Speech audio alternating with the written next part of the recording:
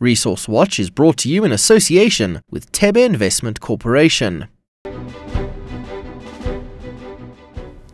Welcome to Resource Watch. Tonight we're going to end off Women's Month by taking a look at how women are faring in the so-called boys' club of the mining industry. I'm Nozipho. Let's kick off with the market wrap for this week. World number 2 platinum producer Impala Platinum is embarking on a strategic review to assess the impact of a low metal price and a crippling strike. It posted a 74% drop in full-year earnings after most of its South African operations were hit by a 5-month-long wage strike. Impala lost 312,000 ounces of production during the industrial action. Tiger Resources is spending $111 million to acquire the remaining 40% interest in its flagship Kipoi project in the Democratic Republic of Congo. The Australian copper cathode producer would give a 5% interest to the DRC government to bring the mining title in alignment with the current mining laws and regulations in that country. Phalaborwa Copper Mine in Limpopo is currently awaiting shareholder approval for a 9.3 billion rand block cave mining development project, which is expected to increase the mining's activity for 20 years. Mozambique's President Armando Guebuza has inaugurated the country's first permanent gas-to-power plant, situated on the border between Mozambique and South Africa. Construction on the 175-megawatt plant, which will be fed by Mozambique's gas field, is a result of a joint venture between Electricidade de Mozambique and South African energy company Sasol. Mozambique holds Africa's third-largest natural gas reserves, after Nigeria and Algeria.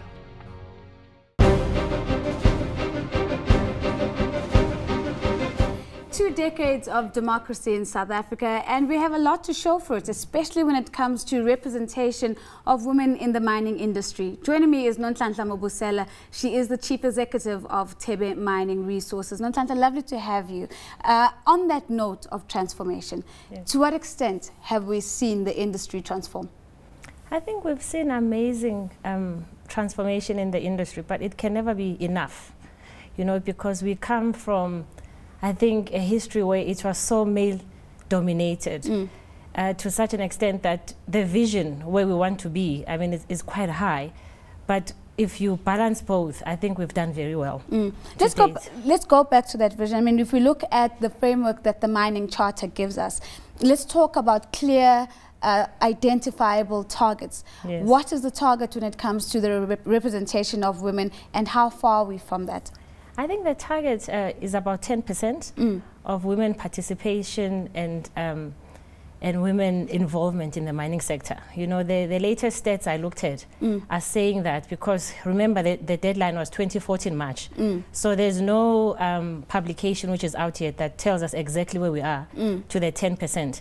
But the stats are saying we're still behind that. Yes. You know, so 10% is not big, you know, compared to other sectors.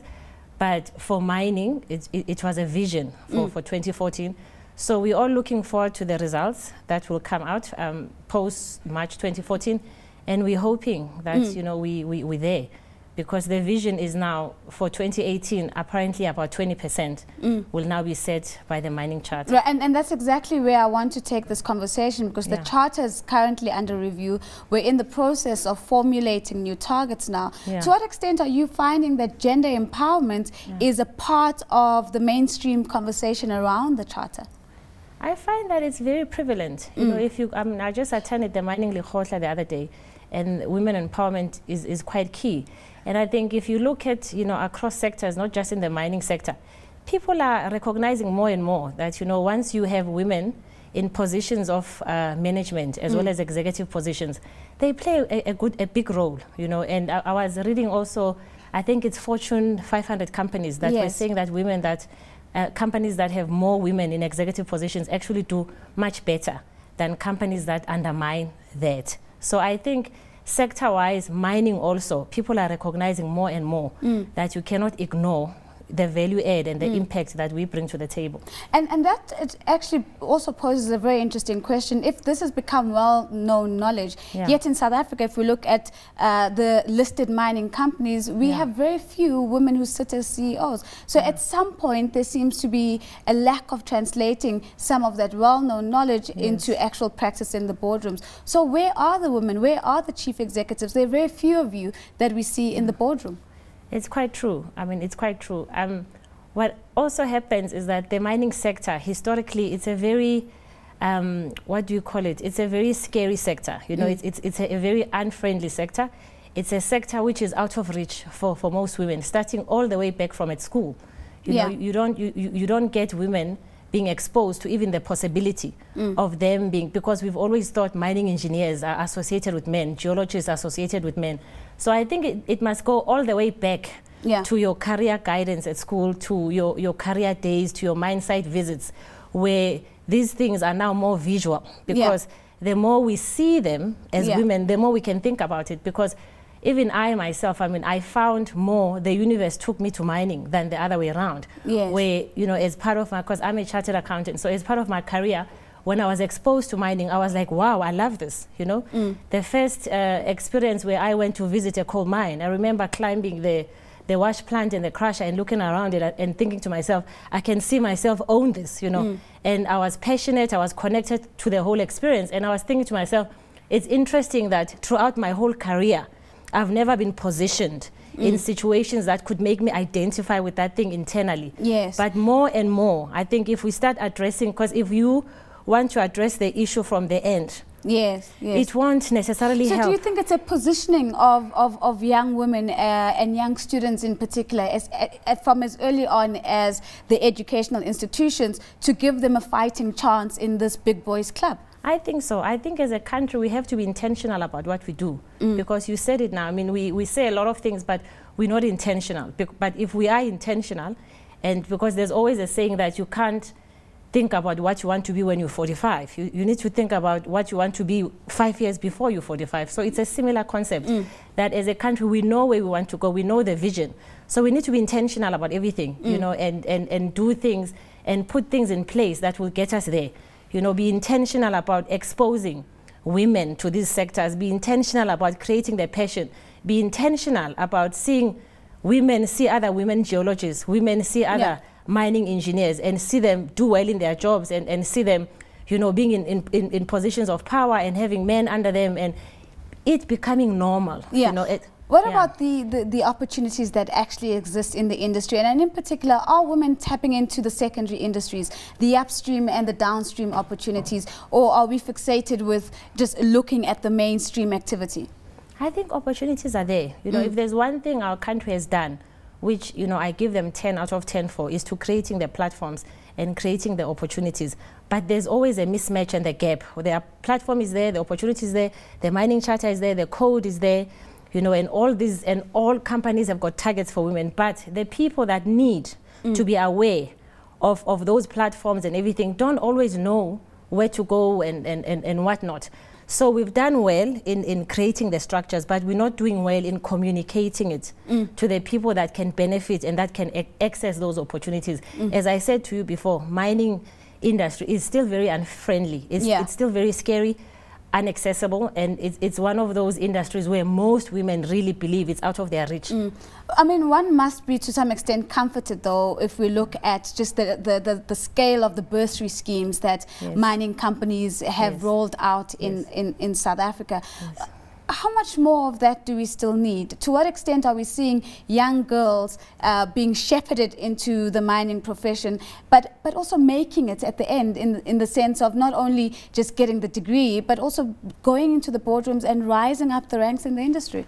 You know, as much as I'm a feminist, you know, but one thing I've realized about life in general, as well as career, it's very spiritual and it's very much self-driven, you know, so the only thing that, the comfort that I can give women out there is the fact that the platform is there. You know, what is lacking now a lot of the time is for us to break that ceiling of believing that as women we can't do A, B, C, and D, as women we're not good enough, or as women there's things that men can do which are better than us. You know, we need to know that we are great already.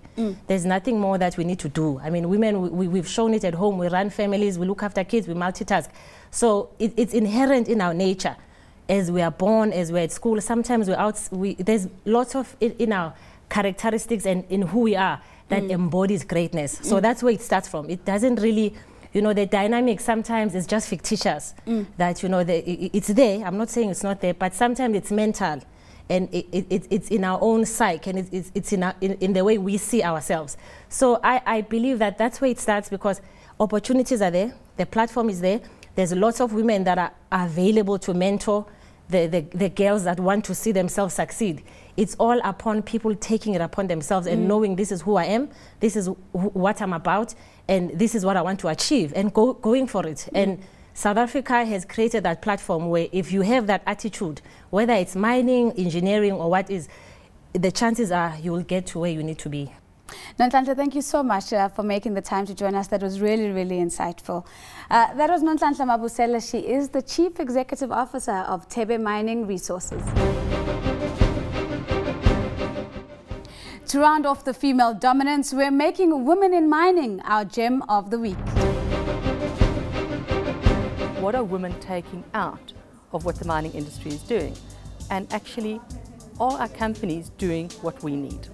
To mark Women's Month, these questions were posed to key stakeholders to discuss some of the issues women are facing in mining. Women in Mining South Africa is a volunteer, non-profit organization which was formed in early 2010. Its aim is to provide a forum to facilitate growth and the participation of women in South Africa's mining industry. I think one of the issues is that the mining industry is a very technical and hard environment to be in. There's very few role models, but also that women don't necessarily understand what they need to do next. So they focus on growing the depth of their technical skills and often fail to expand the breadth of their business knowledge and to seek out those key projects that will have an impact on the business and that will get them known, and on the back of that get promoted. But I think that's something that we could remediate with the right kind of development programs and the right kind of mentoring and coaching. WIMSA also released the results of a survey to reveal the top concerns among women looking to enter the mining industry, as well as those within. But the most important thing that came out of the research is the fact that women are actually taking their empowerment into their own hands. A clear challenge: don't let chauvinism prevent you from prospering in the industry. Being proactive and taking advantage of every opportunity can lead to a balancing of the scales.